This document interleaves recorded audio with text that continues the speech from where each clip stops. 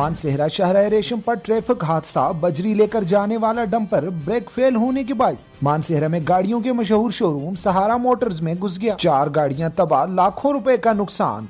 Showroom के मालिक औरंगजेब कुरैशी ने डंपर मालिक को फी सबीलिल्लाह माफ कर दिया।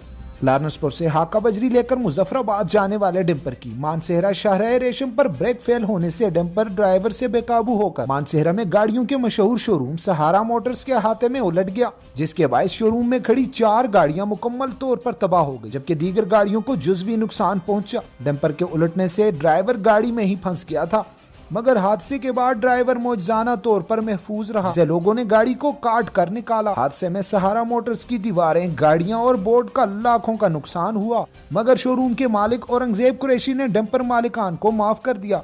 उनका कहना था कि हादसे में डंपर के मालिकान का बड़ा नुकसान हुआ है, जिसकी वजह से शोरूम में खड़ी गाड़ियों का नुकसान इनसे नहीं लिया जाएगा।